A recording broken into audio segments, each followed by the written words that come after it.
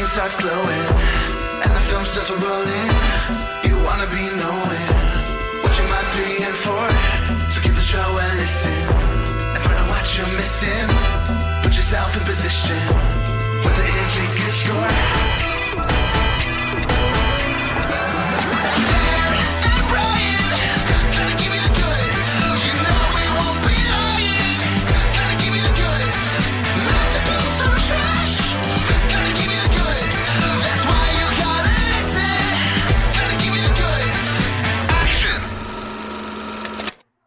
Hi, everyone, and welcome to The Goods, a film podcast. This is episode 223. They just keep rolling in.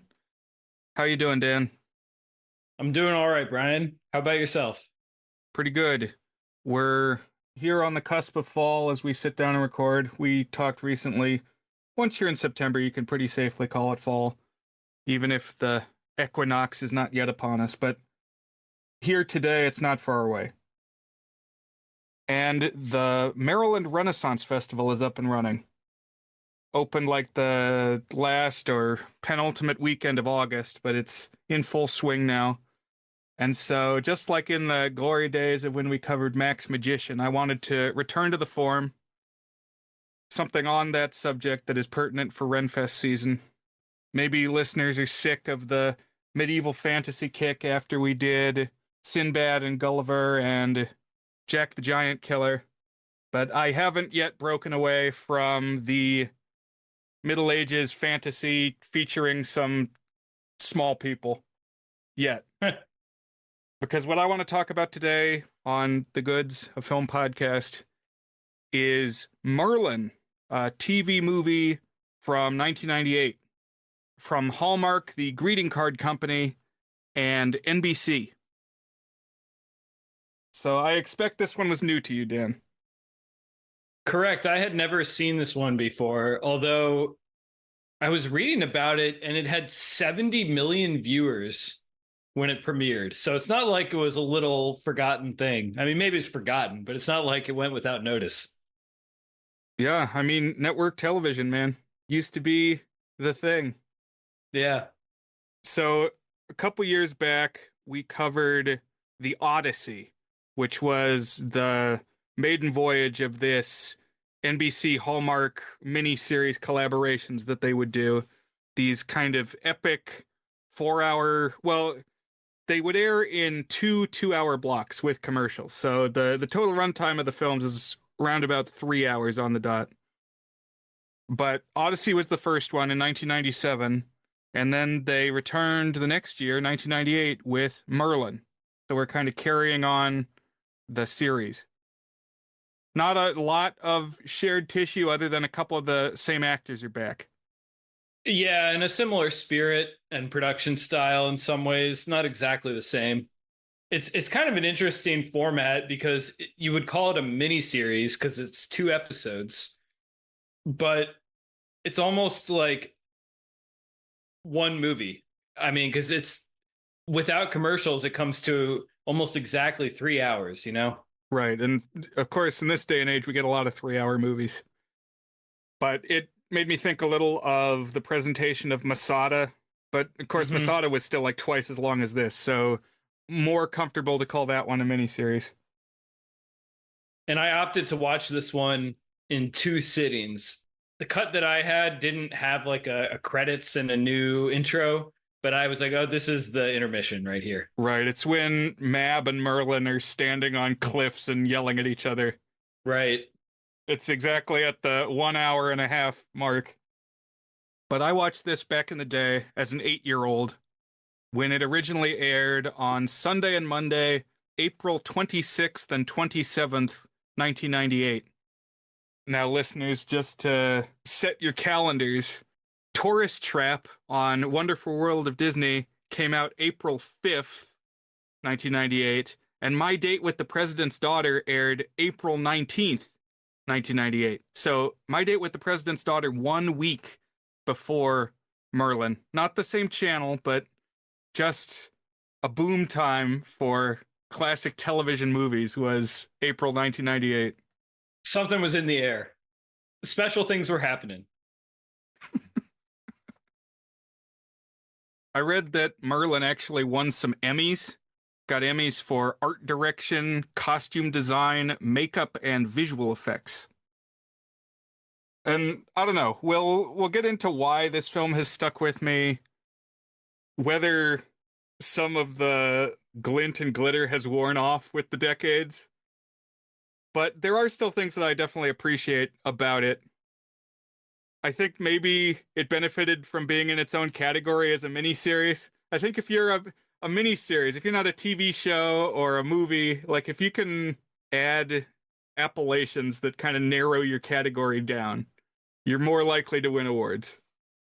Well, that used to be true, but that's less true now. Like there were multiple prominent shows that marketed themselves as miniseries. And so like the miniseries acting slate is pretty stacked this year. I don't know if the Emmys already happened. They might have just happened or gonna happen soon, but like that show Adolescence miniseries, I think like the Penguin, the Batman spinoff show. So like a lot of the streaming projects actually do get categorized as miniseries, but I think in the late 90s there was a lot less prestige miniseries stuff going on. So I think you're probably right. It's a little bit like the New York Times bestseller list phenomenon. I don't know if you've read much about this, but there's like tons and tons of categories for a New York Times bestseller. So even like number one New York Times bestseller, depending on like what niche you've targeted, is not necessarily that many copies getting sold, you know? Interesting. I do recall a podcaster that I listened to, one of the history podcasters, wrote his first book, and he said that his agent gave him like this list of rules for this is what you need to do, sell this many copies through this such and such a venue, and you'll get bestseller status. And, you know, hawked it to the podcast listeners and earned the status in whatever category, probably Right. history.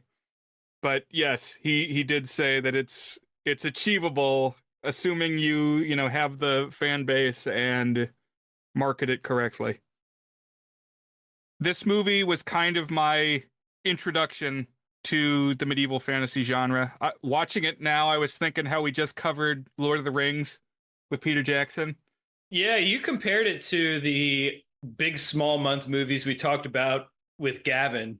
This is much more in the space of Lord of the Rings as far as I'm concerned. I mean, it came a couple years before it, but the scope and the look and the feel is much more in the realm of Lord of the Rings than those kind of older swashbuckling types of stories. It's like epic fantasy, but at a TV scale, which is maybe a paradox, but we can talk about the extent to which it achieves its goals. Yes, exactly.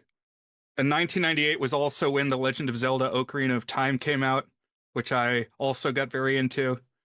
So it was like a 1-2 punch, and I was in. Of course, I've shouted out the Ren Fair when we talked about Court Jester, which I had seen earlier. Been watching that since I was very young. But I don't know. This came to me at the right time in my life. Left an impression. If we're going to talk about Ren Fair movies, then it's got to be mentioned. Of course, Brian, the one, the only Max Magician and the Legend of the Ring. There it is. I was trying to come up with the name. Let's talk a little bit about that for people who haven't necessarily listened to every single episode of the podcast. Max Magician was a film that was produced at the Maryland Renaissance Festival. I think it came out in, 2002 or something. It was like just after the first Harry Potter and Lord of the Rings films. What memories do you have of our Max Magician coverage, Dan? That was back in fall, like 2021. Right. It was a strange moment. It was our first spooky season as a podcast. Or I think maybe like our first couple episodes were right around spooky season, but this was like when we really had our bearings. It was in the, I don't know exactly the number, 40s or 50s episode or something like that, maybe 30s. It was just a very strange movie that it's almost like a fever dream. Like I wouldn't believe this movie existed. It's like there are like 10 movies that we've talked about that I'm like, I guess that existed. Like I saw that, but I still don't entirely believe that that's a real movie. And Max Magician is one of those. It just had a lot of flavor, cheaply made movie, and very goofy. And we had inside jokes about it. So Right. Very, very indie, local, which is cool. And it's basically about a kid, like a 10-year-old who likes magic, and he gets isekai'd to the Renaissance fair. And he's got to save the world in this fantasy realm. And like half the people have actually good monster makeup, and half the people got their faces painted at a booth. Just a strange vibe. There's a character called Tom Tit Tot who talks in rhymes. And something we've commented on more recently is it felt to me like somebody must have read a book on Irish mythology, because they were sprinkling in like more specific references than you would just get from a surface level American pop culture level of knowledge. So like somebody cared about this project, probably various people involved cared to different degrees, but always like to pay tribute to Max Magician. And this was one that I got like a Amazon ad for. You may like Max Magician. So that was the most on topic selection we could possibly have to acknowledge the Maryland Renaissance Fair. No other feature films, as far as I know, shot there. But it's that time of year, so that's why I wanted to return to the well. But Merlin, 1998, I watched it, I taped it off TV, and I have watched this film many times over the years. It's one of those. It's 3 hours long. I don't know, Dan, did you feel the length? Did you start to feel the length? yes, definitely. It's got kind of a weird pace to it. It's definitely episodic. It feels kind of adaptation-y, but I am very far from an Arthurian legend expert. Like I've encountered very few stories, in fact, about Arthurian myth. So if you are an Arthur head, you're going to be having problems with my remarks. Mainly, I'm just talking to Gavin. Gavin's going to have problems with our remarks, regardless of what it's about. Right. But here we go. Yeah, now's the time to talk about Gavin. We talked just the briefest bit about King Arthur when we covered Jack the Giant Killer, which this film has got a couple things in common with Jack the Giant Killer, which we'll talk about. But yes, I too am not an expert on Arthuriana or the matter of Britain. But this film kind of picks and chooses the elements. It like wants to hit all the key things on the checklist that you know of. Get Lancelot in there, get the sword and the stone in there. But it plays fast and loose with some things and combines things. And I have not studied the topic in enough depth to get it right. So I'm sticking to what's in the movie. What other King Arthur media have you seen, Dan? So when I was in middle school, I read these books called The Lost Years of Merlin. And their pitch was like, you know the Merlin story, you know the Arthur story, but what happened to Merlin in those lost years? And I was like, I actually don't know the Merlin and Arthur story, so that really doesn't mean anything for me. But it was still an exciting couple of books. I read two of them. And then I also saw the animated one. I think it's called Sword in the Stone. Is that right? Right. When I was a kid. Sword in the Stone is the Disney film. I would put it towards the lower end of the Disney films just because it's only part of a story. It's like the period in time when Merlin is teaching Arthur as a boy. Mm-hmm. And it doesn't really have much of a payoff. It's like at the end he goes and pulls the sword out of the stone. I did feel the pacing issues on this one. I would have attributed it to it being an adaptation, except it's not really an adaptation. It's like an amalgamation. Some weird rises and falls and resets and stuff. But I have a couple thoughts on how it works as like a whole package that I'll sprinkle in as we go along here. Cool. I'm very interested to hear the final rating. I'll say this got a sequel years later in like 2006. that also was made by Hallmark. I'm not going to go into it in too much detail, and I didn't make Dan watch it because it too is 3 hours long. It's called Merlin's Apprentice, and we'll get back to it. But so, King Arthur, legendary king of Britain. The historicity of him is debated. Was he a real dude? Seems like the consensus is probably not, but potentially based on some people who really lived.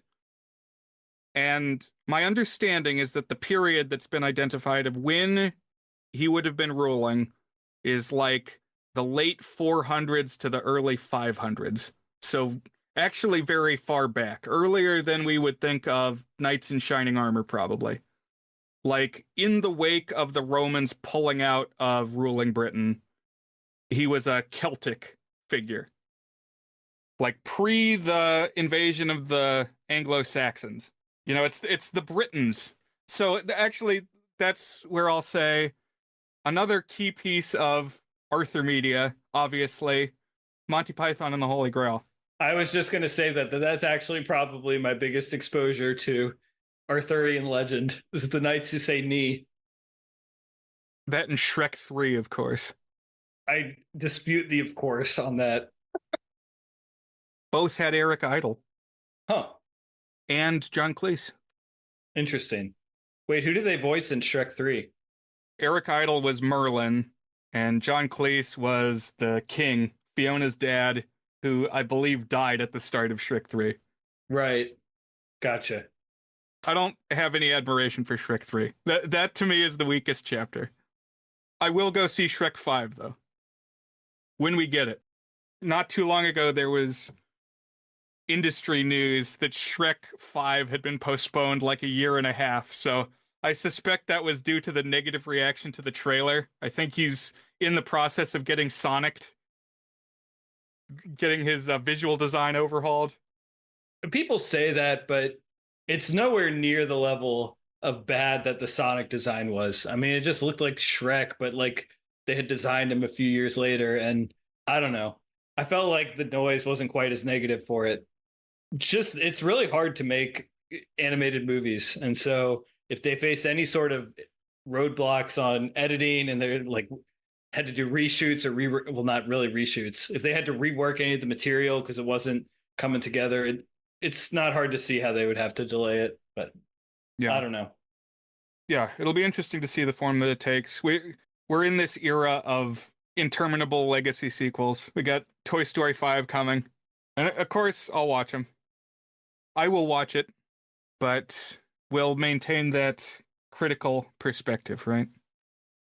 Always be honest with the qualities that we see in the films. I do find interesting that they've been writing King Arthur stories for a long time. Like, some of the lore was contributed by a guy named Geoffrey of Monmouth, who was writing in the 12th century. So, like, even if it's not a true story, it's an authentically medieval story. But in this film specifically, you know, it mixes and matches, it condenses things from various tellings. It invents a lot of stuff too, if I'm not mistaken. Yeah, I imagine that it does. A couple things I know are inventions. A few other things I looked up, and they did have some basis in established legends. I think the big invention or extra Arthurian borrowing is the villain, whose name is Queen Mab, which is a character from Shakespeare. I think she gets talked about in Romeo and Juliet. She's like Queen of the Fairies. But she's the bad guy here. And she's Rita Repulsa from Power Rangers. She's not the same actress, but very similar, like, makeup and mannerisms. Right. And she's played by Miranda Richardson, who you'll recognize most likely, if you're a millennial, as Rita Skeeter, the reporter from the Harry Potter movies. Oh, wow. I didn't know that. I was going to say she's in the show Blackadder. Blackadder with Rowan Atkinson, where each season is like a different period in British history, but it's the same actors from season to season. I don't know when to say it. I'll just say it now. The cast in this is kind of crazy. It's a good cast. There's like a lot of names, like Sam Neill, the guy from Jurassic Park, plays Merlin, and he's like the eighth most famous person in this. There are some surprises in here. There was one I was like, oh my God, I can't believe that's her that we'll talk about that comes up in the second half. And I looked up a couple others, and yeah, there's some names here you'll recognize. Yeah. The jumping off point for the special, I guess there's been a Christian king of England. That's how the story starts, is they say King Constant was the first Christian king of England. And I'm not even gonna like really touch that one because the ancient kings of England is really confusing, and Gavin probably knows more about it. I Googled Constant. That was the extent of it. I Googled Constant, and it sounds like who they're talking about is Constantine, I think Constantine the Third, who it is conventionally understood that he was the father of Uther. So that is actually, that's like a real part of the Arthur legend. Even though they called him Constant instead of Constantine. That comes from somewhere. The actor who plays him is actually named Arthur, at least by birth, but his trade name is John Gielgud. He's been in at least two things that we've covered, Brian, because he was in Hamlet, the Kenneth Branagh version, and he was also in The Elephant Man. Yes. So like a classical actor. And he's only in there for like a minute because he gets killed pretty fast. It's this idea in the film of who can be a righteous king, who's the right ruler for a successful kingdom. And also this theme, like was dealt with more superficially in Jack the Giant Killer, of the Christianization of England. This battle between the pagan forces and Christianity. But what it really made me think of, Ryan, was something that you talked about in Lord of the Rings, which is this notion that magic is leaving the earth. Because even though it talks about Christian and pagan, I think it's pretty clearly just a stand-in for a time of magic and the start of modernity. That's good. That jives. I think that's what they're going for. And so there's back and forth. The warlord who takes out Constant is this guy named Vortigern, which is an excellent name. I love that name. He's another guy who was probably an ancient king of England. His name comes up in the old texts. He's played by an actor named Rutger Hauer. So a good actor name playing a good character name. So have you seen Blade Runner, Brian? Nope. That's on my list of why haven't I seen that? Yeah, we were just talking about what's on our why haven't I seen that list. But I rewatched Blade Runner. I had seen it in college and I watched it a little over a year ago at this point, I think. I mean, I think it's a masterpiece. I think it's an incredible film. But the sort of villain, I guess you'd call him the villain of that, is played by Rutger Hauer. It's a guy named Batty, and he's one of the replicants who has a 4-year lifespan. And he has this very memorable monologue at the end of the film. And I commented in my review that I was like, I feel like I should know this guy. How come I don't know this guy? And I got chastised in the comments, like, you don't know Rutger Hauer? And then you look it up, and he's really been in a ridiculous quantity of films. And many of them I've actually seen. I was chuffed, as they say, to see him in Merlin. That's good. It made me think of Rutger Adelhart Schneider, who was a kid that I was in German class with, and I always thought, do you really need to be learning German? There's a good Monty Python sketch of people who already know the language taking language classes at school. I'll have to put that in the Discord. Join our Discord. Vortigern is supported by Queen Mab, and it's because of this idea that people are losing faith in the pagan religion. It's getting replaced with this Christianity, kind of Ray Bradbury style. And so the pagan deities are in danger of no longer being believed in, and if they are not believed in, they will fade away and cease to exist. So she's got to bolster her congregation. Got to get more true believers pushing for pagan causes. So that there's this pagan king coming back in, taking power. That's in line with what Mab wants to achieve. So she's all for Vortigern. But she also wants to basically have as many people in her corner as she can. And so she creates Merlin, kind of like the birth of Christ. She kind of plants the seed in a woman's womb to give birth to Merlin. She like casts a spell over a crystal and it gives birth to young Merlin. With the spiel that she gives early on being that he'll be working magic, miracles basically, and he'll lead people back to the pagan faith. Right. So he's kind of at the crux of it for this whole struggle between old, I think they even say the old ways and the new ways, like this old magical time transitioning to what does a new empire look like? Exactly. Will he defend the old ways, which is obviously what Mab wants? Or will he represent something more transformational, transitionary? Right. An enlightened figure, a Renaissance man. So Mab entrusts Merlin to like a caretaker because his mother dies in childbirth. Remember, there's no father like Jesus or Anakin Skywalker, but he's being cared for by this auntie character. And basically, he'll stay with her until he starts to manifest wizard powers and has to go to Harry Potter school.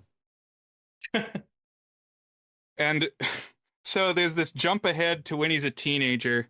Like he was a baby, now he's a teenager. Oh, let's say now that Mab is assisted by a minion played by Martin Short.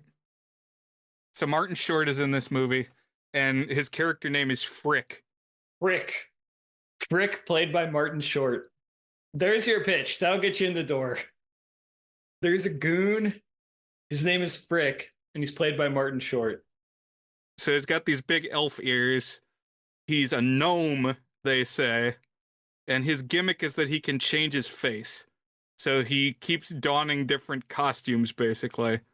He'll spin around and he'll have a different look. It's kind of like Ernest. Ernest does this type of stuff. At one point, he does a very racist Asian impression. That one caught me off guard. Something was in the air in 1998. But what kind of triggers Merlin to use his magic is he meets a girl, and her name is Nimue. So he lives like off in the woods, and I guess she's wandering through the woods with her party of attendants. She's some noble woman, and asks, "Hey, can you point us back to the road?" And he says, "If you kiss me," basically. It's very fast. It's something I didn't register when I was 8. It's just like, okay, let's make out. But I guess they have a lot of ground to cover, you know. This whole story covers like 40 years or something, so they don't stay at any one moment of time for very long. As teenagers, these characters are played by younger actors, but we know from the narration that Merlin is going to be Sam Neill.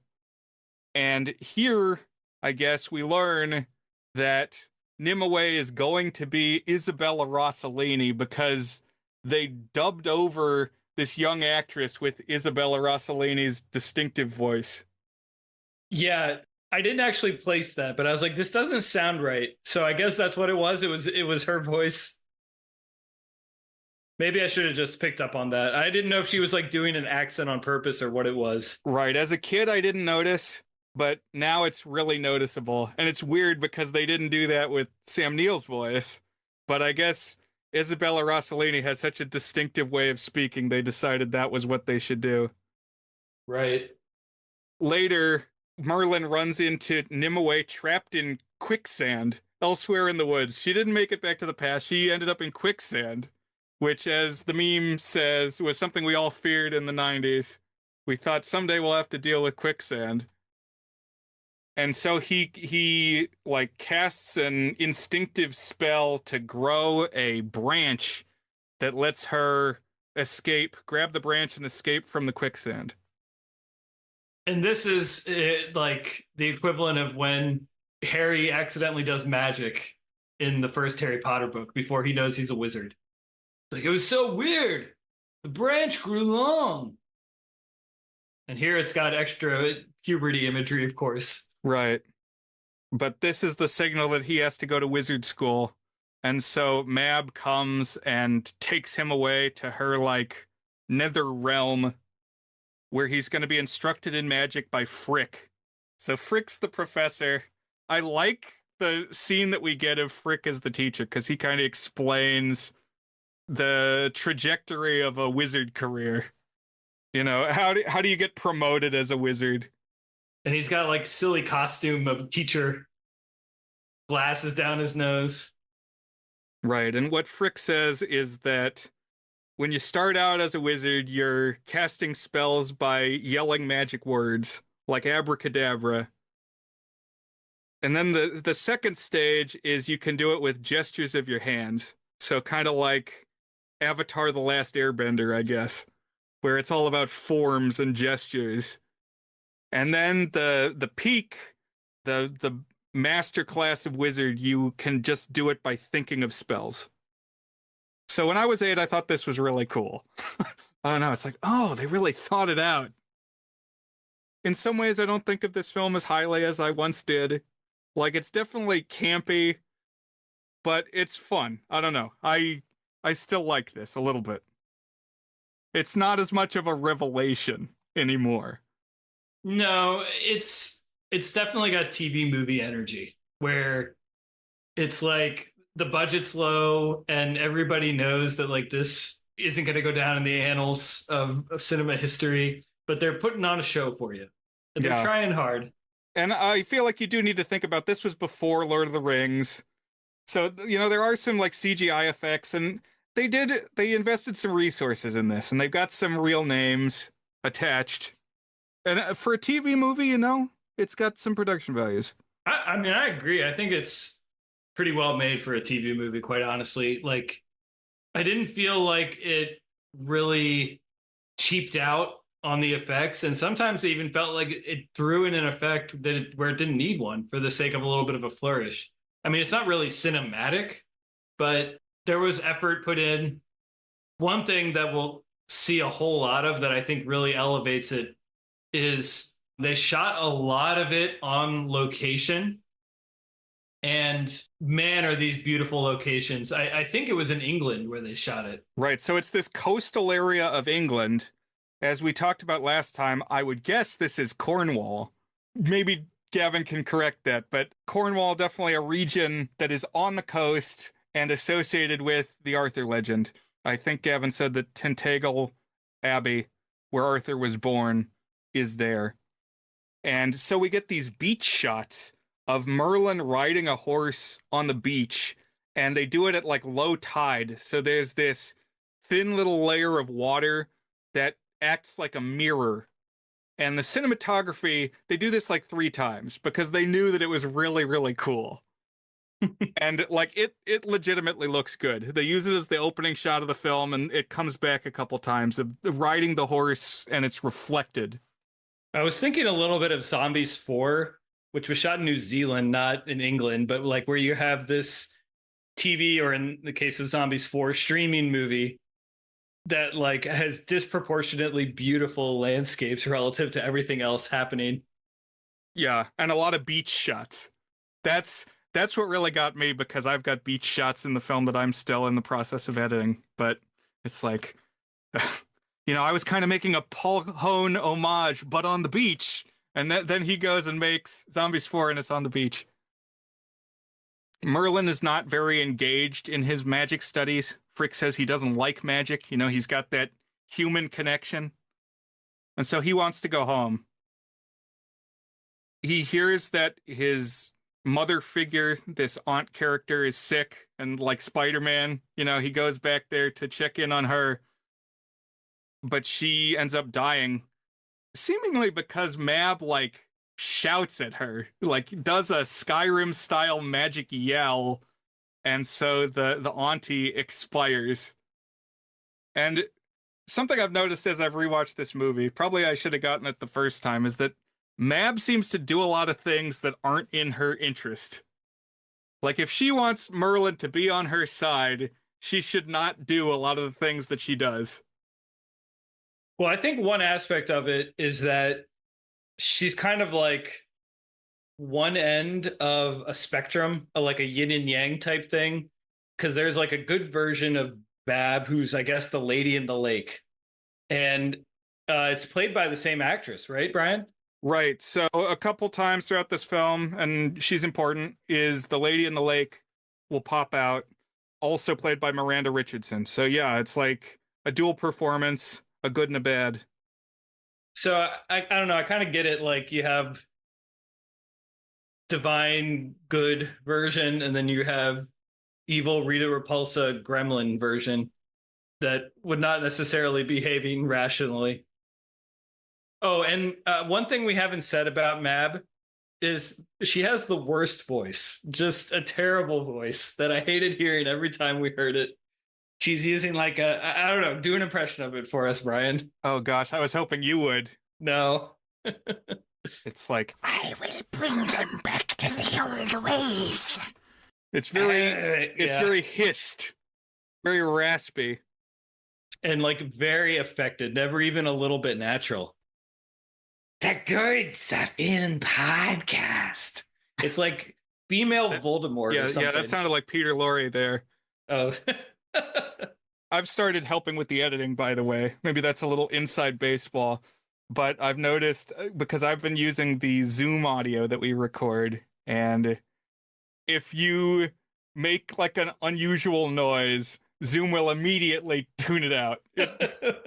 Like I'm out. Like I was whistling a couple episodes ago, and it immediately like turned that off, silence the whistling.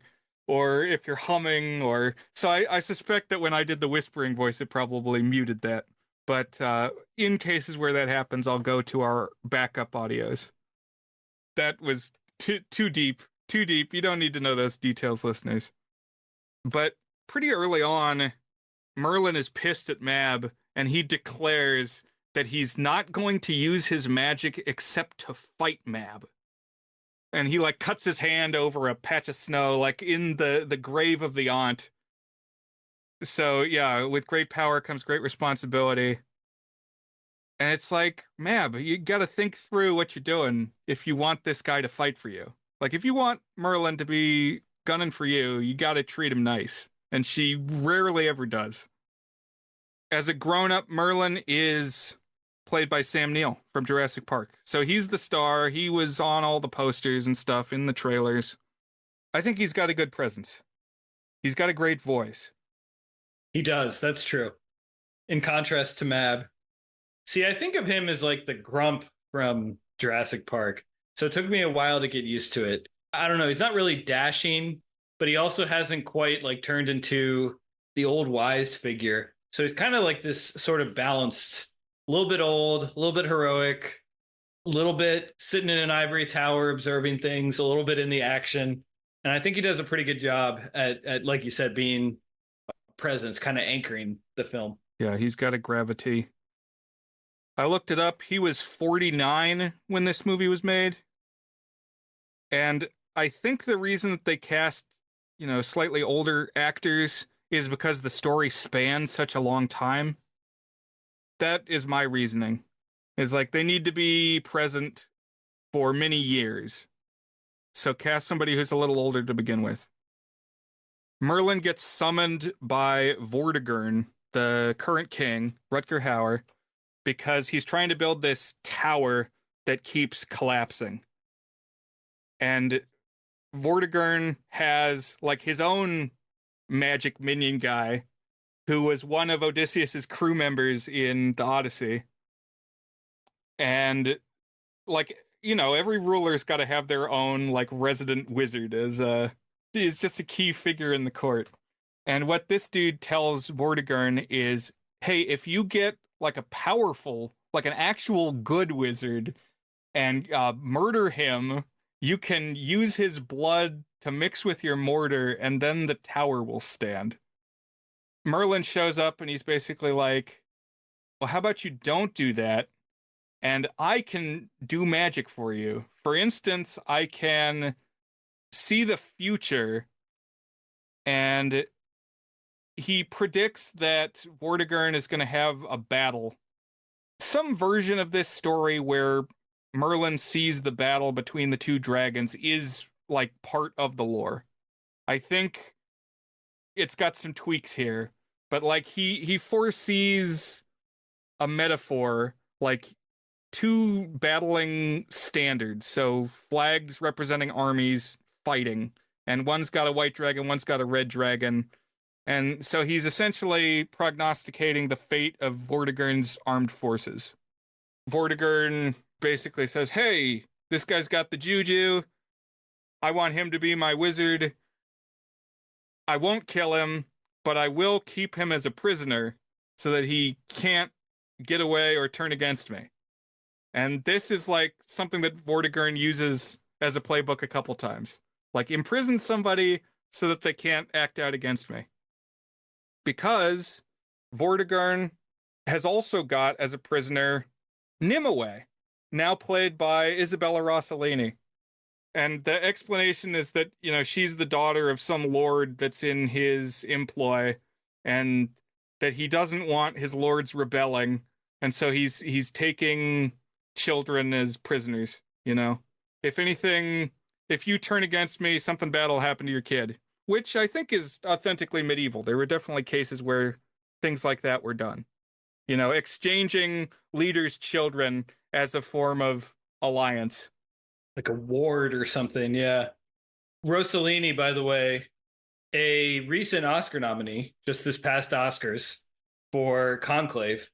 And she was also in The Odyssey when we talked about The Odyssey. Right, she played Athena in the Odyssey. I feel like she leans into her accent extra. Like, do you need to be doing all that? I don't know. Maybe. Merlin. But so Merlin and Nimue are reconnecting, hanging out as mutual prisoners on the grounds of this castle. I was wondering, Merlin says he's not going to use magic except to defeat Mab, and now he's telling the future for Vortigern? Like, isn't that magic? That seems magical to me. Or like he's flirting with Nimue and he like grabs the moon for her, which I thought was a cool shot. You know, he like flips it through his fingers like Jack Sparrow flipping a coin. But that's magic. He's doing magic. He even has some line that he's like, "Oh, that's not magic. It's just a trick." I was thinking of Arrested Development. What is Job's line? He says, tricks are something that whores do for money. It's an illusion, Michael. But pretty soon, Mab does something else that I would think is not in her interests to do. She knows that Merlin is like not pushing for her causes right now. Well, what? It's a couple things. There's this warlord rising up, gaining followers, who is Uther, who is the son of Constance. So he's kind of like the ousted heir, and he's going to come back and marshal forces and fight Vortigern. There's a lot of characters in this film. I'm probably going to get some of the names wrong as many times as I've seen this film. But this is the struggle that's impending. And in the lead up to it, Mab says, I know what we'll do. We will sacrifice Nimue to a dragon. I think there's some explanation for why this is what she does, but it doesn't make a lot of sense to me. What's to explain? She's an idiot. It seems calculated to piss Merlin off. So, yeah, this is what she does. Sacrifice Nimue to a dragon. We get a CGI monster, and I like this dragon. I think this dragon is kind of cool. It's very 90s CGI, but it's got like wings on wings. It's almost like a biblical dragon. It's what you would think a dragon would be. And it breathes fire, and it barbecues Nimue. Merlin does start casting some spells and is able to like strangle the dragon and force it away, but like as it's being wrapped up, it lets out a big fire breath and cooks her pretty good. Yeah, I was surprised that it did that. It didn't seem like it was gonna go that route, but they actually did it. So now instead of just being like irritated with Mab and Vortigern, Merlin is ready to conduct a coup, overthrow the government. Vortigern needs to go.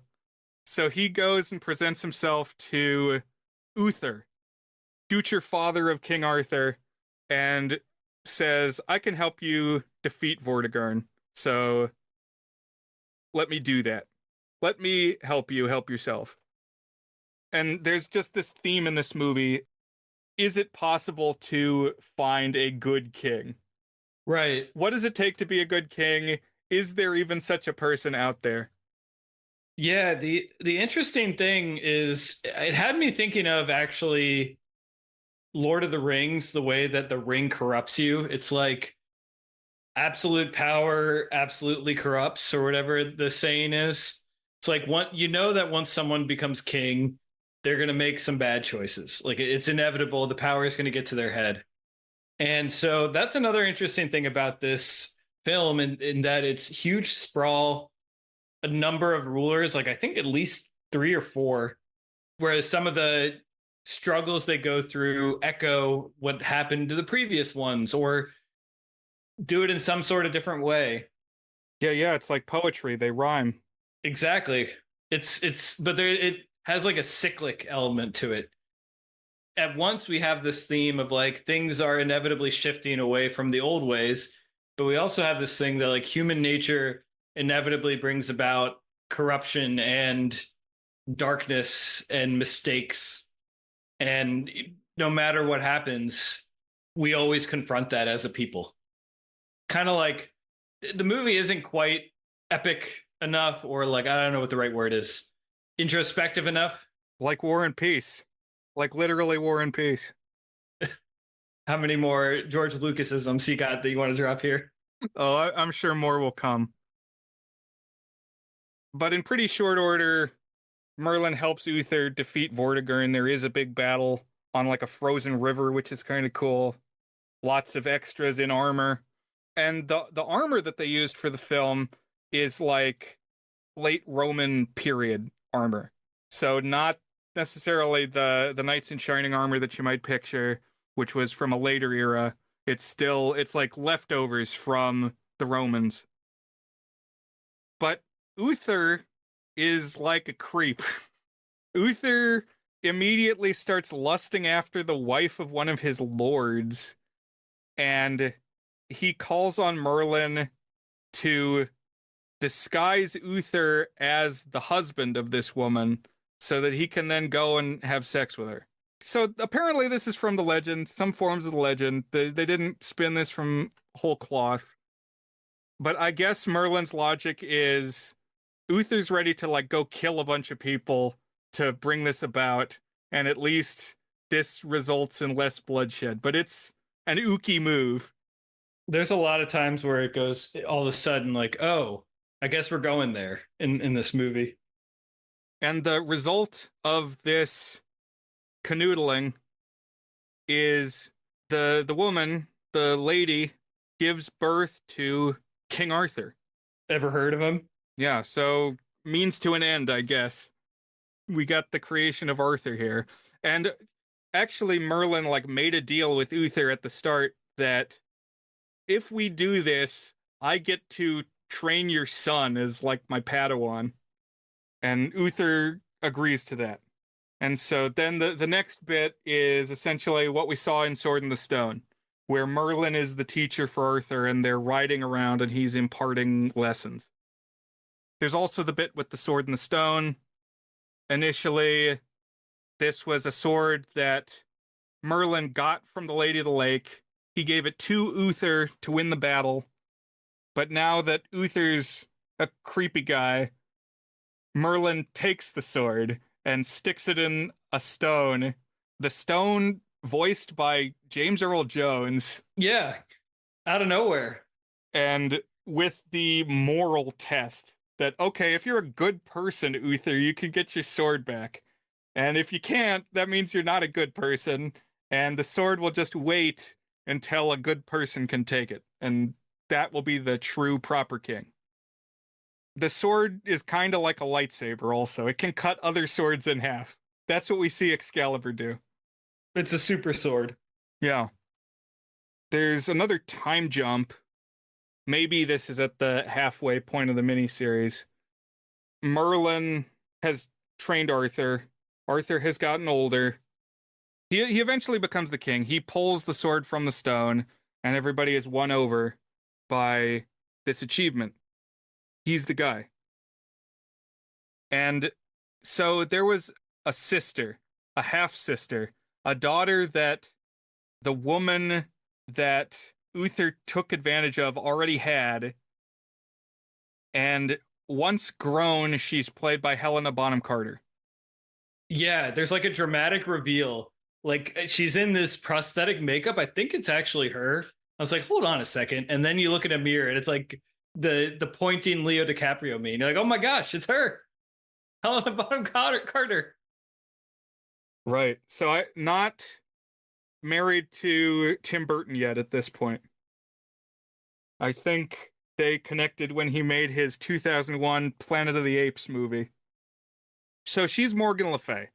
Morgan Le Fay, definitely a figure who pops up in a lot of Arthurian legends. And the way the character is presented here is that as a child, she's got like facial deformities. She's got like one of her eyelids is half shut and like half of her face kind of droops. And she's got weird teeth. She bonds with Frick, who uses his face transform powers to turn her into beautiful Helena Bonham Carter. And then they've got like a thing going. And okay, so she is Team Mab now. She's going to help Team Mab. And honestly, she has every reason to help Mab because what has Merlin done for her? Helped this man rape her mom. It's not a good look. And yeah, then here is Martin Short to like make her beautiful and be her swashbuckling lover. So this is like if you wanted to win people over, these are the kind of things that you would do. The next step of Mab's plan is okay, so we had the cursed union that produced Arthur, but Arthur is not on my side. Merlin is not on my side. So we need to like do this again. We need to make more cursed babies. And the way that I'm going to do it is I'm going to send Helena Bonham Carter, who Arthur has never met, to seduce Arthur. And remember, they're brother and sister, essentially. Half siblings, but still very close on the family tree. And then Morgan Le Fay will bear a child. And that child is Mordred. A lot of names here, but I guess most of them are established names, not out of left field. But like you said, a lot of characters, known names, figures in established Arthurian legend, which Mordred definitely is. He's the one who's ultimately going to take down King Arthur, which is where we're headed. Also, I guess because there's dark forces at work in his conception, he ages fast. I think it's just because we need to get to the end.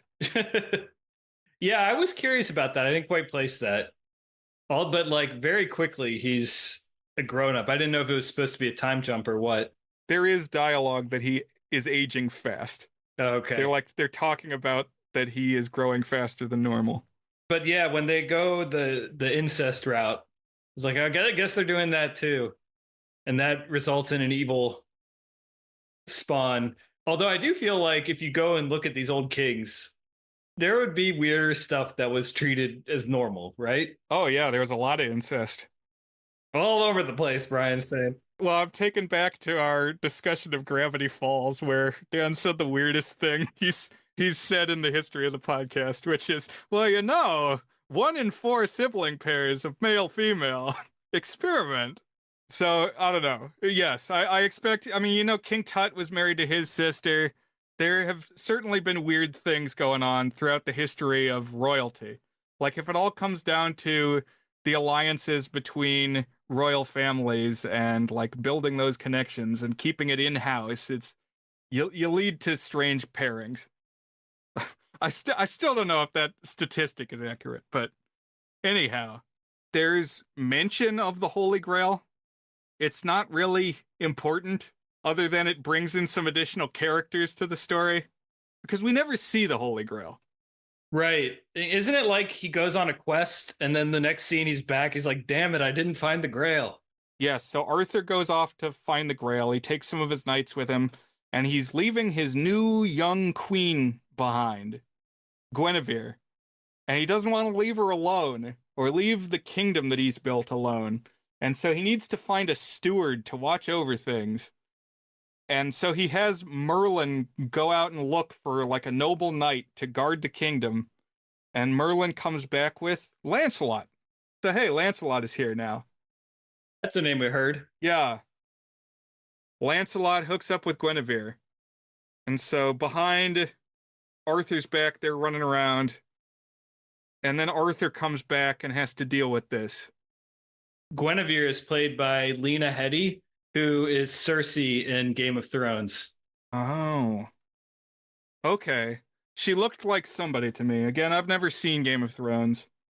My thought watching this film this time is there's too many brunettes. There's a bunch of white women with hair the same color and length. And it's like they're just all running together. Couldn't we at least have some blondes and redheads? Great point, Brian. Also, I think a problem with this film is, at least to me, Miranda Richardson better looking than Isabella Rossellini. I don't know if you got thoughts on that. Isabella Rossellini was 46 when the film was made, and she just looks kind of old to me. Yeah, I mean, she was a model when she was younger, but to your point, she's playing everything from like 30 years old to 80 years old in this. Right, it's a long span of time. I just think Miranda Richardson as the witch queen has got something going on that Nimue doesn't necessarily. You also, I'm sure, dig her Rita Repulsa vibe. Yes. There's this fallout with Lancelot and Guinevere that they end up running off together, and Arthur's like, what the hell, Merlin? You brought me this guy telling me he was the guy, and then Merlin goes and consults with the Lady of the Lake, says, what the hell, you told me this was the guy. And she says, no, I told you the place to go to find him, but you really should have hired his 10-year-old son. It's like, well, that doesn't make a lot of sense. Yeah, this confused me. The son was Galahad, so there's another name that we've heard. What, you're gonna have him come and rule the kingdom? In the midst of all of this, Mordred is like planting seeds of doubt among the townsfolk, which I don't know if this is necessarily earned, but the way that he goes about it is like, wow, this guy can't keep his house in order. Arthur, he's off gallivanting, and is this the man you want as king? Don't you want creepy sniveling me as king? Also, Arthur looks like Jesus. He's grown a scraggly beard and he's got like this long robe and he keeps holding out his arms like this. So that, I don't know. It was kind of a bizarre. I don't think of Arthur as looking like Jesus. I mean, I don't know what I think of Arthur looking like, but I was a little surprised by that. And yeah, Mordred he's given a little bit of, what's the greasy guy in Lord of the Rings? Worm tongue? Just a little bit of worm tongue, but he's kind of got like a braddishness to him as well. Yeah, he's like a younger, prettier worm tongue. He's got kind of the vain foppishness, but definitely the like dark features and dark hair, long dark hair. Mm-hmm. Another brunette. Mab is kind of training Mordred to be the king. We've got this absolute revolving door of kings in this movie. Like, yeah, 4 total, maybe, almost 5. And she wants Mordred on the throne. So gotta build to a fight between Mordred and Arthur eventually. And ideally, get Merlin out of Mab's way. And so finally, for once, she comes up with a plan of, how can I do something nice for Merlin? kind of strike a deal with Merlin that he will let my plans progress. And the deal that she comes up with is, okay, remember your love interest Nimue, who's a burn victim? Well, I could heal her and build this like fairy tale pocket dimension that you can go to and live happily with your wife and never bother or be bothered by anyone. And Nimue is very on board with this idea. She's like, yeah, totally, let's do it. So now that you're pointing it out, it is kind of stupid because Mab was the one who burned her in the first place. And like, if so now she just wants to get what Merlin out of the way. But wasn't the whole idea that Merlin was going to be like the savior of her lifestyle? So I guess she just bailed on that plan. Yeah, she really should have treated Merlin differently if what she wanted to do was what she said at the start of the film. But okay, she's gonna get him out of the way. This sounds at least like a decent plan. She's got this new king contender lined up in Mordred, and Nimue is able to win over Merlin, whose own magic, it's important to note, was not powerful enough to undo the scars. Remember, Merlin's a wizard school dropout. So while he's powerful as far as people go, he's not at the level that Mab is. So he goes to this magic cave that is prepared for him and Nimue, and there's like a sepia filter in there. So it's like intentionally otherworldly in a low budget fashion. But he goes off, and then immediately Mordred is engaging Arthur in battle, and they kill each other. So they like run each other through, and they're dying. And Jedi style, Merlin and Mab can both sense that this has happened. So their respective proteges are both no more. Well, gosh darn it. Everybody's dying. Merlin comes running out of the cave, sensing the disturbance in the force. But one of the rules that Mab had set for this magic realm that she made is that you can't leave it. You can't ever leave it, or you can't go back. So he comes out, and just like Darby O'Gill, the cliff face closes behind him. And so now he's locked out, and I guess Nimue is locked in. And since the wards are dead, Arthur and Mordred both dead, there's nothing to be done except for Mab and Merlin to have a wizard duel. So like Sword in the Stone, they have this magic fight, which was cooler when 90s CGI was all we had. Because they're like throwing fireballs at each other. And then the big one is Mab turns all her fingers into arrows and then shoots the arrows at him. That's like the kind of thing you think of when you're 8 years old. Yeah. And probably thought was awesome when you were 8 years old, Brian. That's exactly right. Merlin kind of tends more towards the defensive, so when she turns her fingers into the arrows, he turns his fingers into a shield. She also explodes the round table.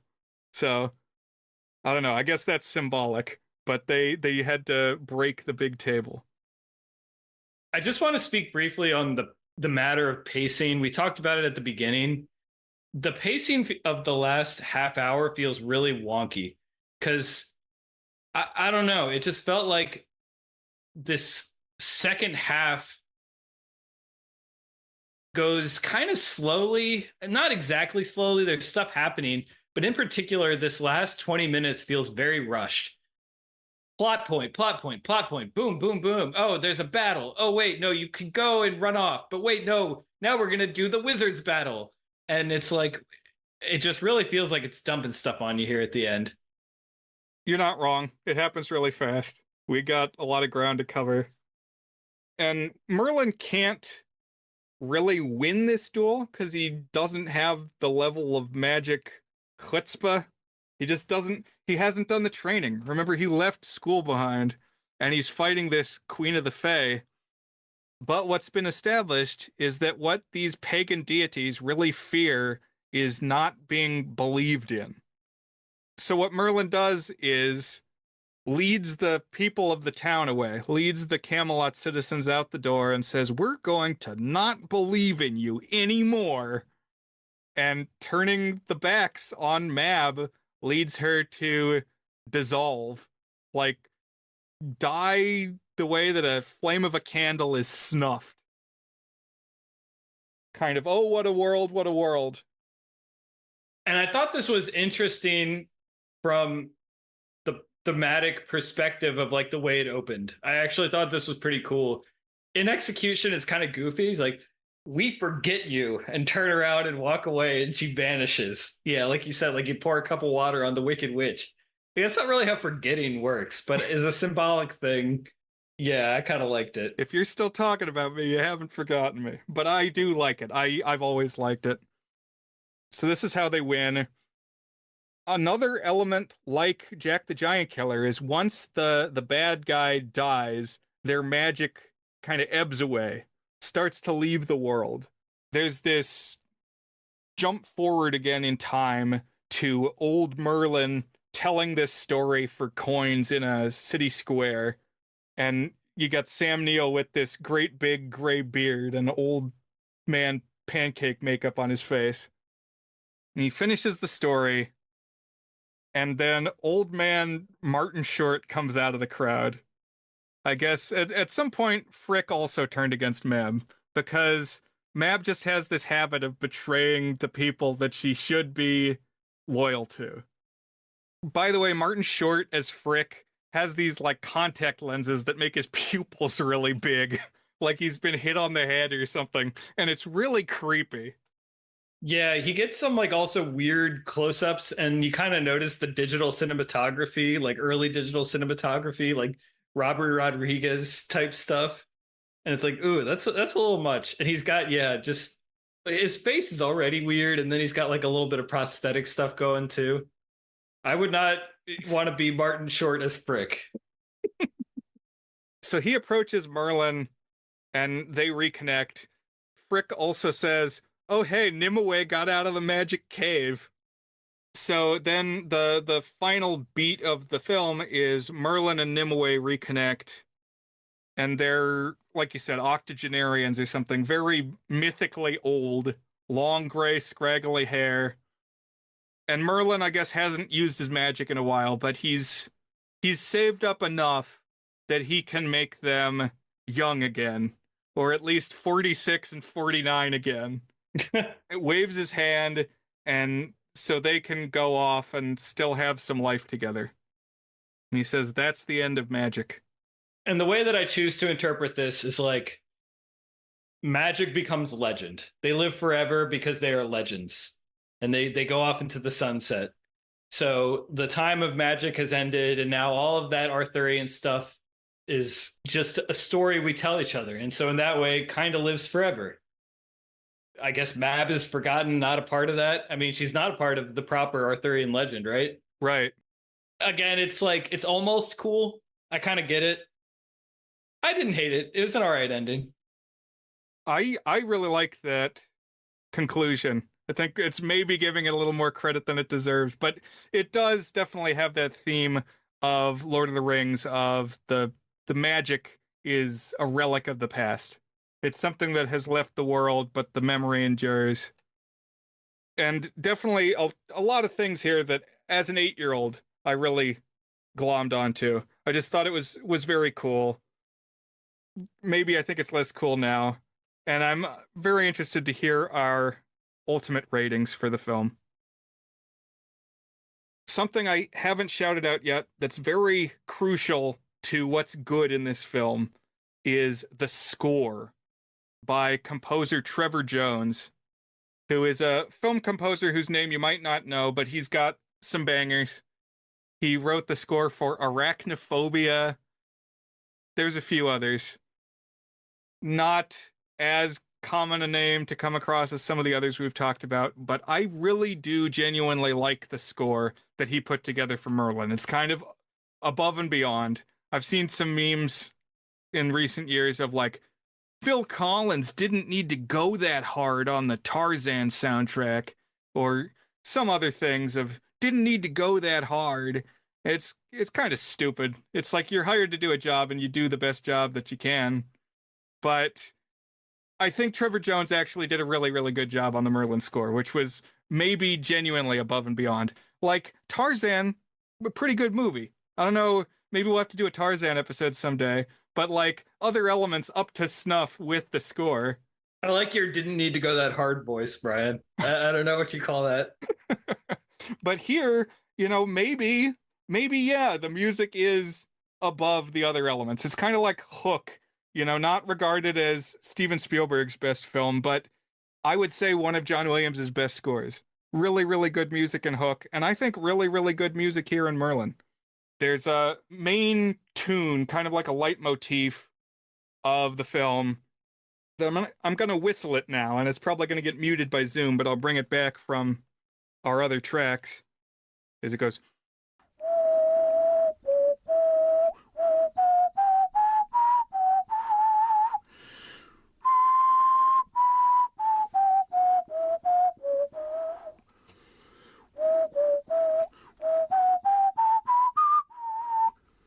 And I find it evocative. There's a good piano cover on YouTube. It's nice. And it calls to mind magic for me. None of that carried over on Zoom, by the way. So I don't know what you just whistled, but Nice. I look forward to hearing it. Okay. Yeah, that's really the tripping point, is it doesn't get across to our interlocutor either when we do these Zoom meetings. So it's something we can sprinkle in, like Katie playing the recorder in Lord of the Rings. What did you think of the score, Dan? Did it stand out to you or no?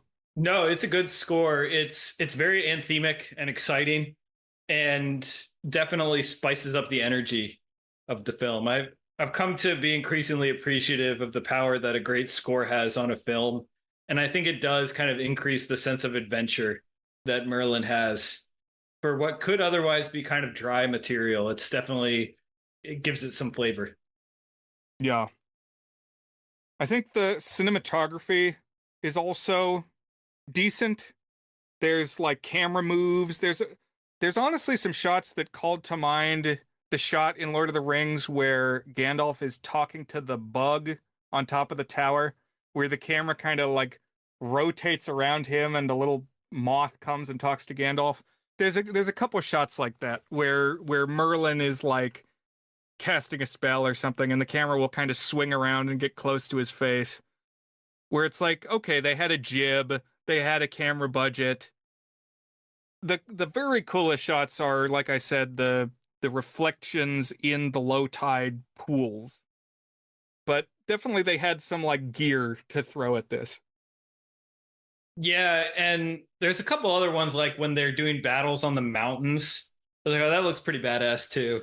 But so I think you're right. It's a blend of like they they allowed the camera to soak it all in. Yes, but they also just shot it at a place that's very scenic.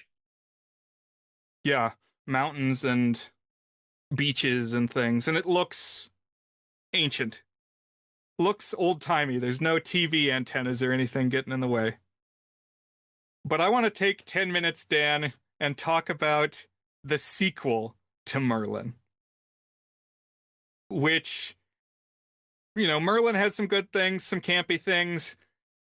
But the sequel from 2006, called Merlin's Apprentice, is significantly weaker in just about every regard you could name. I think you did not watch this one, right, Dan? Correct. Okay, probably for the best, because it's also 3 hours long. And I often, of course, listeners, Dan will watch the sequels, the follow-ups to whatever film we're officially covering. I don't always do it. I didn't watch More American Graffiti. I didn't watch, what was the sequel to Yojimbo? Called like Sanjuro. Mm-hmm. I didn't watch that. So I don't fault you at all. Especially because this one is just as long as the first one. And throwing on an optional 3-hour film is a lot. Normally I would go for it, but I have been really busy at work and have been having some stuff going on in the evenings when I typically catch up with my mandated podcast viewing. So I just didn't get around to it. But I assume right now you're going to sell me on it and make me jump at the chance to watch another 3-hour Merlin. feel like you're missing out. Yeah. No, I don't know if I can even sell this one as much as the musical recut of Jack the Giant Killer. Because, so this movie, for one, throws out a bunch of what's been established in the previous film to a degree that I'm not sure I've seen a sequel do before. So, when it starts out, Merlin explains that he left Camelot while it was up and running and Arthur was king, and he went off into the woods and he fell asleep. So actually, Merlin sleeping for a long time and one day to be reawakened, that's definitely a part of Arthur lore. That's something that was not included in the first film, but definitely like a Merlinism.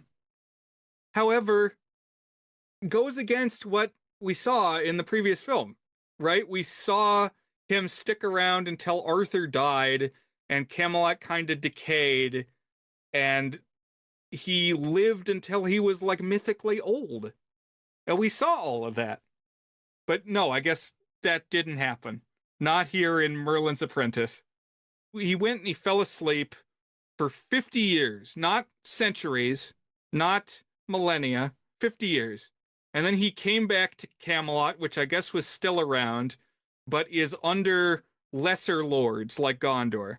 There are these follow-ups, these also rans to Arthur who aren't doing as good a job running the kingdom. I guess at some point they found the Holy Grail, which I think does get mentioned in Merlin 98. He's like, later Galahad found the Grail, and there was an age of peace. But they don't show any of that, so it doesn't really matter. Maybe some of that applied here in the follow-up, because there was a time when, I guess, the Grail was at Camelot. However, in this age post-Arthur, where there are these lesser kings, the Grail disappeared one day. It, like, magicked itself out of existence and left Camelot behind because they weren't worthy anymore. So the focus of this film is primarily on a younger batch of characters, and they are all arguing about who or what is the stain on Camelot. Accusations, oh, you're the stain on Camelot. You're the stain on Camelot. And, like, they need to find out how to be pure again and noble and wash away this stain so that maybe the Grail will come back. So, okay, that much explanation in, Dan. What are you thinking? Any thoughts? Why does this movie exist? I guess Okay. that's why my thought. Yes, and that's what I thought the whole 3 hours is. How and why did this get made? Because you're already negating a lot of what was in the previous movie. And, like, if you're going to do that, why even make a sequel? Okay, but there's more and weirder stuff. Because, okay, Sam Neill is back as Merlin. Gotta have Merlin. Gotta have Sam Neill if you're making a sequel to Sam Neill's Merlin. Miranda Richardson is also back, essentially playing Mab, but they only ever call her the Lady of the Lake, but she's wearing her Mab costume. That doesn't make any sense. And Mab died. It was pretty central that Mab died. Right, she got forgotten. That's weird. So she's back. And she's helping this barbarian warlord named Roscog, who's basically Conan the Barbarian. He's doing the Arnold voice, but he's not like as built or impressive as Arnold. He's just this guy in animal furs and a German accent. I wanted to say the name Roscog because when we talked last year, or maybe it's already been 2 years ago, with Ben Stanley about Christmas Carol adaptations, he talked about one where there was a character named Roscog, which is a anagram of Scrooge. Okay. Neither here nor there. I actually think it's spelled differently in this movie, but hey, we got another Roscog. Yet another Roscog tally. Roscog tally just only going up. Roscog number 2, 100% increase in Roscogs. And okay, who's Merlin's Apprentice? Gotta have Merlin's Apprentice because that's what the title of the movie is. and there's this young dude named Jack. He's a roguish thief who has some innate magic abilities. And like I said, we got this new slate of characters. It's 50 years later. It's this Camelot the Next Generation. It's these young folks who we haven't seen before. Jack is one of them. Another character is introduced as Brian, but it's actually Brianna, and is this woman masquerading as a knight, pretending to be a man, Mulan style, wants to be a knight. Another character is named Yvonne, who is this beautiful young blonde woman, and allegedly she's the granddaughter of Sir Gawain, and the plan is that she is going to marry the current Lord of Camelot, who again is like a steward or something. And because she's the last living descendant of an OG Round Table Knight, that's gonna like bolster the credibility of this lord, I guess. So this is just all over the place. There's a lot going on, and it's all kind of dumb. What I liked a little bit is it seemed dedicated to changing the status quo every 20 minutes. It's just like pretty frequently they will have some twist. And actually what you thought was true is not true because I'm actually, and there will be some reveal. Oh man. Okay. Now that I kind of like, actually. It was almost film noir-y in that regard. I don't know. Some of the alternate ending crowd has watched a lot of film noir lately, so y'all probably know more about it than I do. But yeah, but actually, there are some big ones. I just want to shout out, it's not going to mean a lot to your man off the street listener, but it means something to me, is the guy who plays Jack reminded me a lot of my friend James McConaughey, that he's just got kind of this roguish comic energy. The script is dumb. It's jokey, and in the sense that there are things that are said with the cadence of jokes, but they're all really dumb. But this actor seems to believe in them. He kind of sells the cracks that he's making. And then the girl who plays Yvonne, the actress is Tegan Moss, who I have not seen in anything else. This is all much cheaper than the predecessor, which was already a TV movie. But Tegan Moss reminds me a lot of the actress that I cast as the lead in my thesis film that's upcoming. Just similar face and emotional expression, and I don't know. I'll drop some frame by frame comparisons. So, okay, a couple of the twists that we get. Yvonne, not actually the daughter of Gawain. She's just some imposter that her parents have.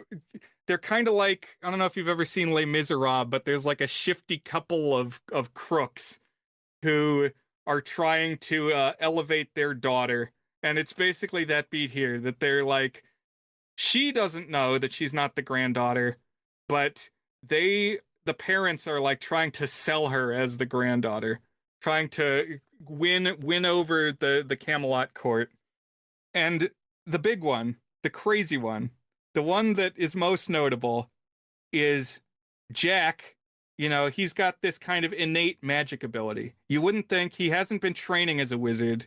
It's almost like the distinction in D&D between a wizard and a sorcerer. Now, have you played D&D, Dan? I played a little bit of Dungeons and Dragons, yeah. Okay, so in Dungeons and Dragons, you can be a wizard where you study tomes and things. Your magic comes from knowledge of spells. Or you could be a sorcerer where you also have magic, but it's like born into you. And less of the focus on studying. So it's kind of that dichotomy here. But really what we learn is that Jack is Merlin's son. Not by Nimue, who is never mentioned in this film. They just never say Nimue at all or show her. Guess who's the mom, Dan? Who? Guess. Guinevere. No. Mab? Mab is the mother. Mab is the mother of this guy who Mab was like Merlin's mother. What is going on? This is bizarre. So this was the decision that was made, was that Mab cast the spell that put Merlin into the enchanted sleep and then made use of him, I guess.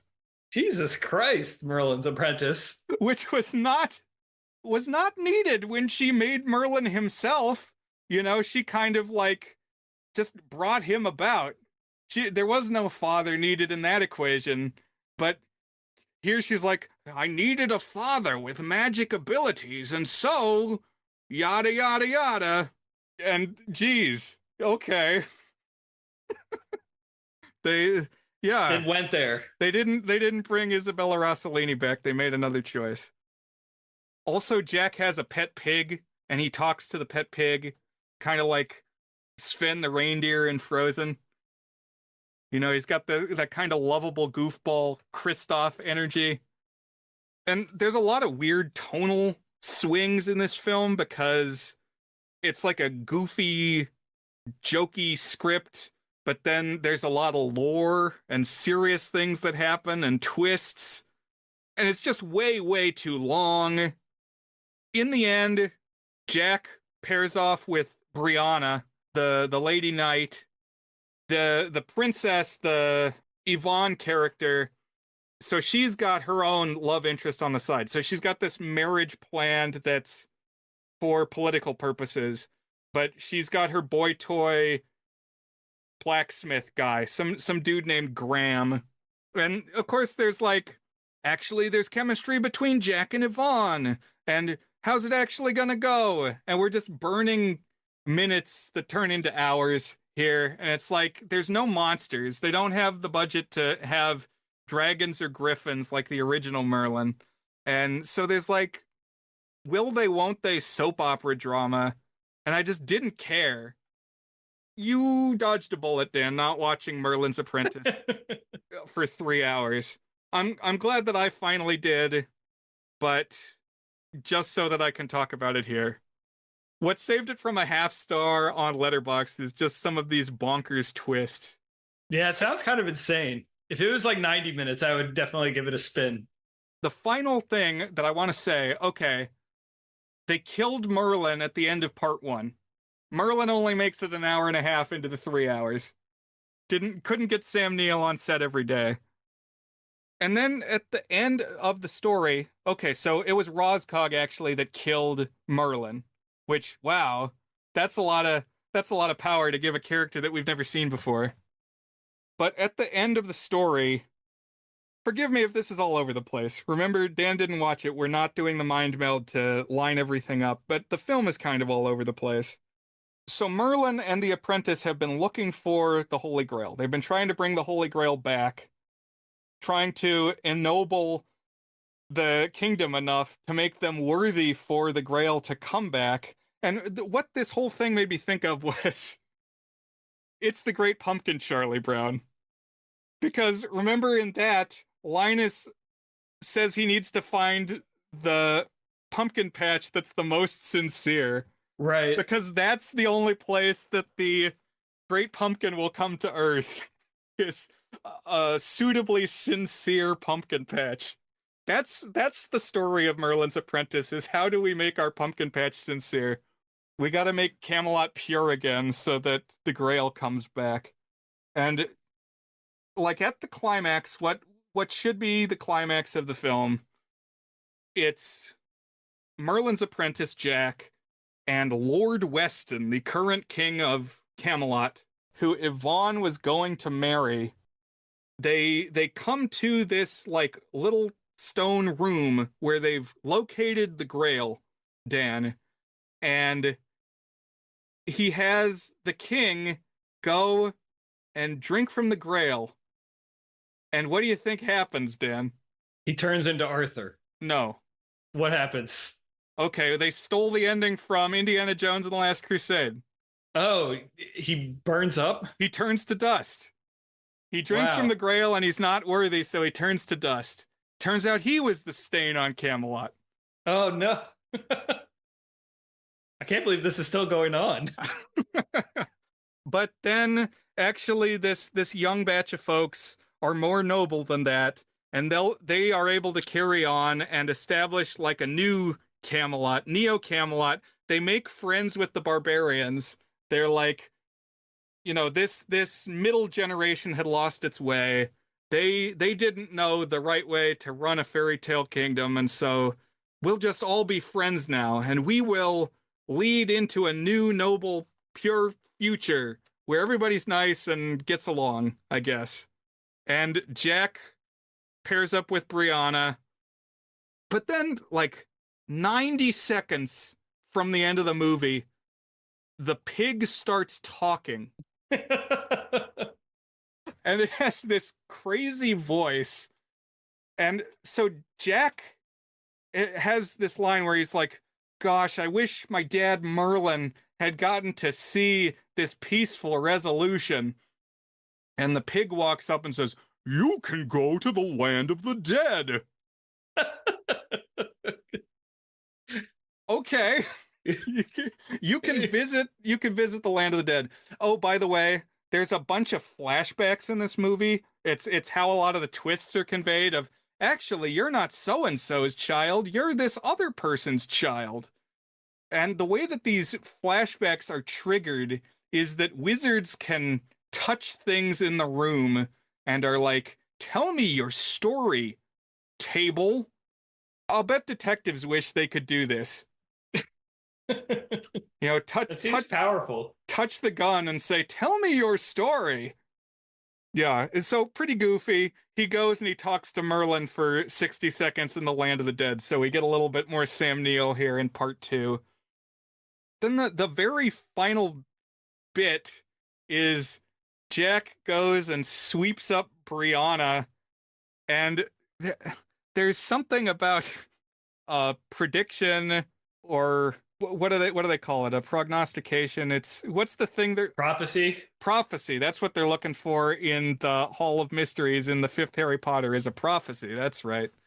And they say there's a prophecy that this is a good time to plant seeds for next year's harvest. And then they start making out and like fall on a bed together, and that's the end of the movie. Merlin's Apprentice, 2006. By the way, 5 years after the first Lord of the Rings movie, and it's just, we're at a different place with fantasy films, I think, by 2006 compared to 1998. Right. And just to reconvene, a couple of the big names from Merlin, but definitely not most of them, and just be much cheaper all around. It doesn't have Trevor Jones. It doesn't even have the kind of inventive cinematography. It's a far lesser effort. Clearly didn't have the money. I don't know why they did this, Dan. Interesting. Thank you for letting me rant. Sorry to cut you out of the conversation. You didn't watch it. It was, though, spellbinding in its way. There were times that my mouth was hanging open.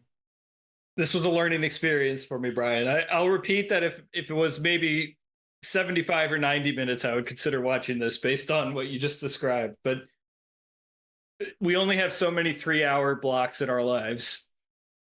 Well said. And so, listeners, before this episode gets to 3 hours, is Merlin 1998 good, Dan? So is it good as our signature section where we each give the movie a rating on our 8-point goodness scale, ranging from 1 out of 8, a very not good, to an 8 out of 8, a toward-a-good masterpiece rating.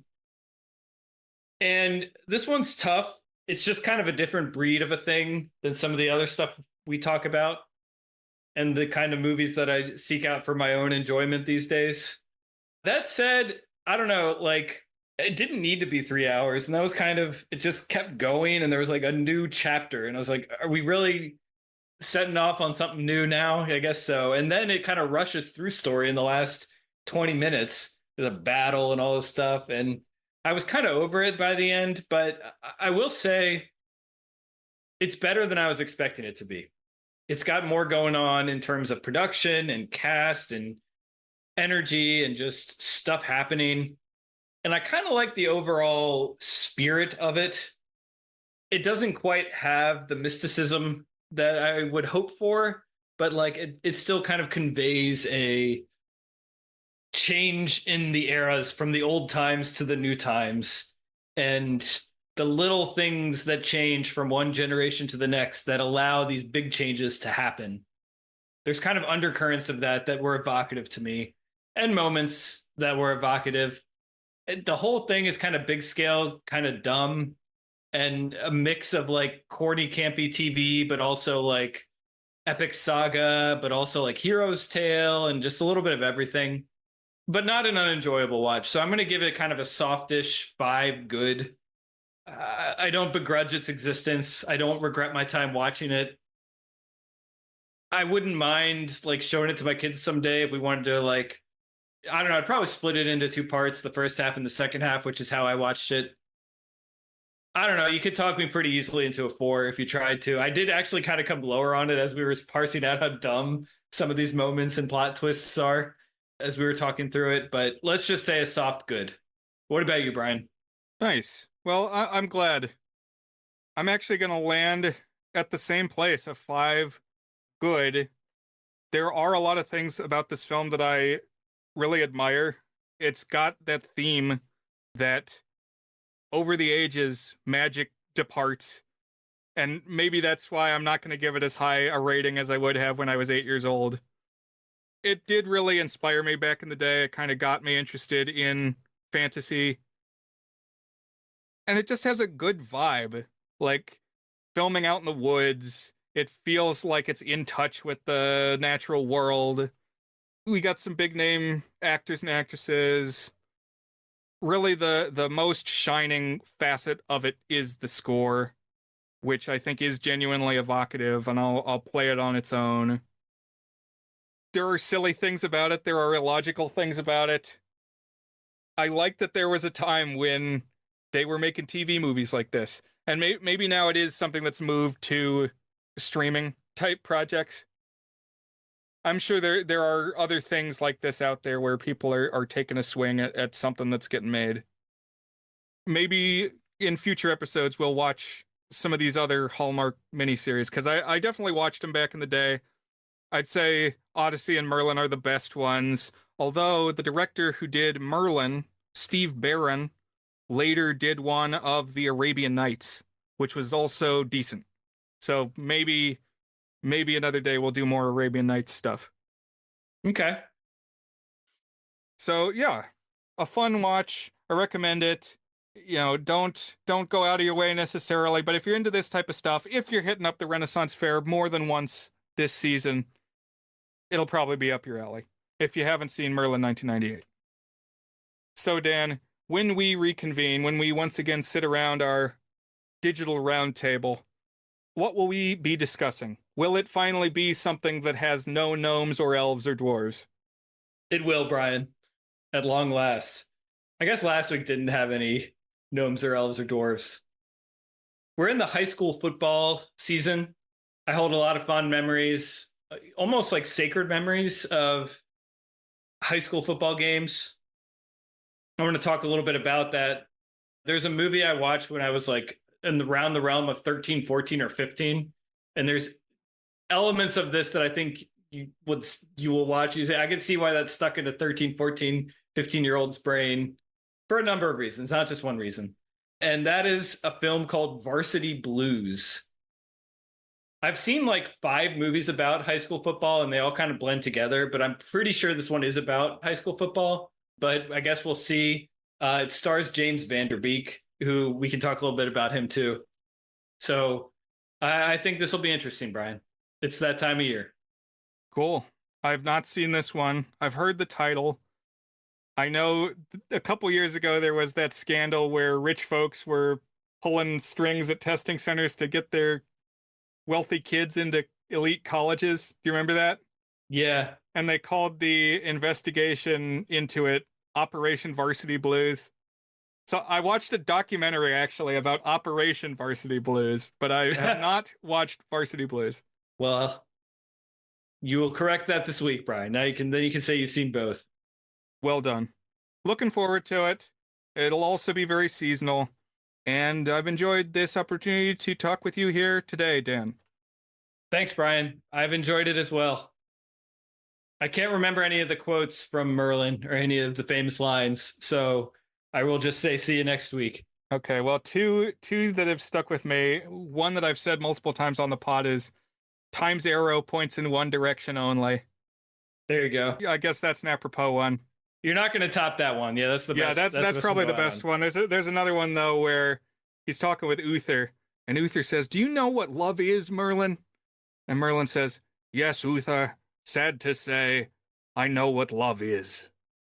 I should have ended with the time's arrow one, but that's another one that I remember. No, I like emo Merlin too. That's good. Yeah. All right. See you next week, Brian. Join us again, everybody. Bye.